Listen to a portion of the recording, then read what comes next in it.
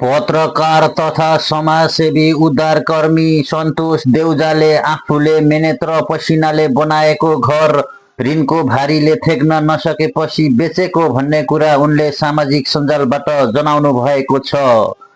दर्शकबिन सन्तोष देउजा सबैको मनमा बस्न सफल व्यक्ति थिए, तर उनलाई एकाएक किनकि दुश्मन कहाँबाट आयो, जेन्जी आन्दोलनको नाममा उनको घरमा आगलागी गरियो र उनको घरलाई तहस नहस बनाउने कोसिस गरियो।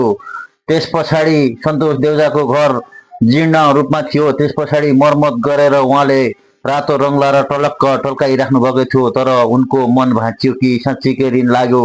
अहिले उनले सामाजिक सञ्जालबाटै आफूले ब्याङ्कको ऋण तिर्नलाई अलिकति अप्ठ्यारो परेको कारणले घर बेचेको र आफू कोठा भाडामा बस्ने बताउनु भएको छ र उनीलाई पटक पटक आरोप लागिरहेको थियो कि रेणु दालले दाइजोमा दिएको भन्दै त्यसरी आरोप लगाइरहेका थिए केही झुन्डाहरूले।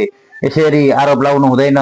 सन्तोष देउजा विगत लामो समयदेखि पत्रकारिता गर्दै आउनु भएको थियो भने उहाँले हरेक गरिब दुखी परिवार छुटेकाहरू एकै ठाउँमा मिलाउँदै सबैलाई जोड्दै र सबैको घर परिवारलाई एकसाथ बनाउँदै आउनु भएको थियो भने उहाँले सामाजिक सञ्जाल फेसबुक, युट्युब र ट्विटर जस्ता सामग्रीबाट सम्पत्ति धेरै नै कमाइराख्नु भएको थियो। तर उहाँको एकाएक मन कसरी भाँच्यो भने उहाँ एकदमै मनको धनी अनि कसैलाई पनि नराम्रो नभन्ने व्यक्तिको घरमा अचानक आक्रमण हुनु र प्रचण्डकी पुत्री रेणु दालले घर बनाइदिएको भनेर बार बार आरोप लाग्नुमा उनको मन भाँचेको हुन सक्छ। दर्शकबिन अर्काले कमाएर सम्पत्ति यसरी जोडेकामा यसरी बाहिरी व्यक्तिको आँखा लाग्नु राम्रो कुरा होइन। बिचाराको हुँदा हुँदैको यति राम्रो घर छोडेर अहिले कोठा भाडामा बस्नुपर्ने दिन आएको छ, यो केही झुन्डाहरूका कारणले गर्दाखेरि।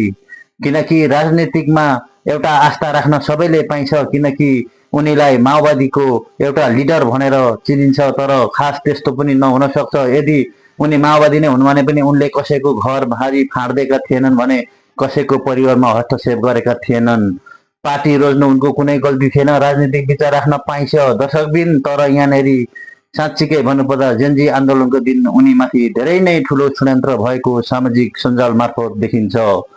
सन्तोष देउजालाई मैले प्रत्यक्ष भेटेको पनि छैन र म प्रत्यक्ष चिन्जान पनि छैन, तर विगत लामो समयदेखि सामाजिक सञ्जालमा उहाँलाई देख्दै आएको। उहाँले विभिन्न ठाउँमा हराएका परिवारहरू खोज्न जाने र परिवारहरू भेटाएर मिलाप गराउने, इन्डियाको कति कठिनाइ ठाउँमा गएर पनि परिवारहरू खोजेर ल्याएर न्याय दिएको भिडियोहरू हेर्दै आएको थिएँ र उहाँले गरेको कर्म साँच्चीकै मलाई मनपर्छ।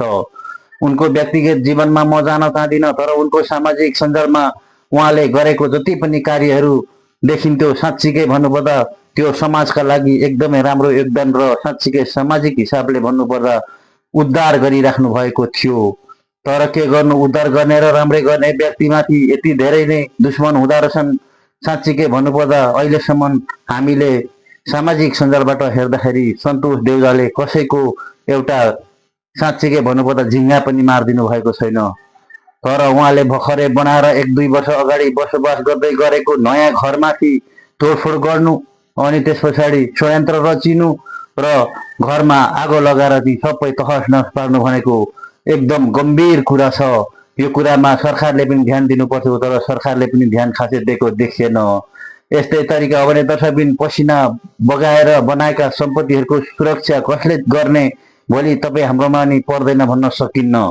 त्यस कारणले गर्दा दर्शकबिन यो भिडियो मैले बनाएको सामाजिक सञ्जालमा सन्तोष देउजाले आफ्नो घरको फोटो ब्याङ्किङ ऋणको कारणले गर्दाखेरि यो मैले जिम्मा लगाएँ, तर मलाई पटक पटक आरोप लाग्यो। आरोप लाउनेलाई धन्यवाद भन्दै उनले धन्यवाद पनि दिनुभएको छ।